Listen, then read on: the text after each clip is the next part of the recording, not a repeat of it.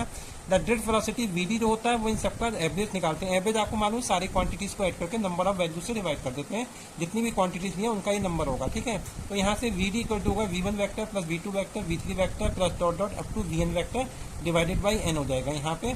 और vd जब इसमें वैल्यू सब्स्टिट्यूट करेंगे हम v1 v2 v3 की, तो ये आपको मालूम है u1 plus A tau 1 u2 plus A tau 2 u3 plus A tau 3 plus dot dot un plus A tau n upon n आ जाएगा। यहाँ से मैंने u1 की जितनी टर्म्स थी वो एक ब्रैकेट में कलेक्ट करके और इसका एलसीएम n सेपरेट कर दिया है। सिमिलरली एक कांस्टेंट टर्म्स है वो मैंने बाहर कर दिया और यहाँ टोटल जो है tau 1 T tau 2 tau 3 up to tau n divided by n कर दिया है। ये आपको मालूम है क्योंकि रैंडम मोशन में ये मूव करते हैं, इसलिए इनका क्या होगा, नेट वेलोसिटी क्या होगा, यहाँ पे इनिशियल जीरो होगा। रैंडम में डिफरेंट डायरेक्शन में नेट रिजल्टेंट जीरो होता है वेक्टर क्वांटिटी का।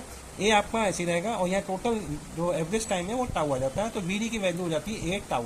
अब ए आपको मालूम Newton second law of motion से एफ ओवर एम होता है, क्योंकि आपको एफ इक्वल टू एम पता है तो A equal to F over M लिख सकते हैं। इलेक्ट्रिक फील्ड क्योंकि यहाँ पे ई है तो एफ इक्वल टू क्या हो जाएगा, क्यू ई हो जाएगा। देयरफॉर यहाँ पे हम लिख सकते हैं V D equal to Q E tau over M हो जाता है। अगर मान लीजिए क्यू की वैल्यू माइनस ई यानी इलेक्ट्रॉन के साइन कंसीडर करते हैं चार्ज के लिए, तो यहाँ वी डी को आप लिख सकते हो minus small E capital E vector tau over small M, क्योंकि कैपिटल ई वेक्टर जो है आपको इसलिए लिखा गया है क्योंकि इलेक्ट्रिक फील्ड वेक्टर क्वांटिटी है और न्यूमेरिकली हम वही लिखते हैं कि V D equal to small E capital E tau over M. तो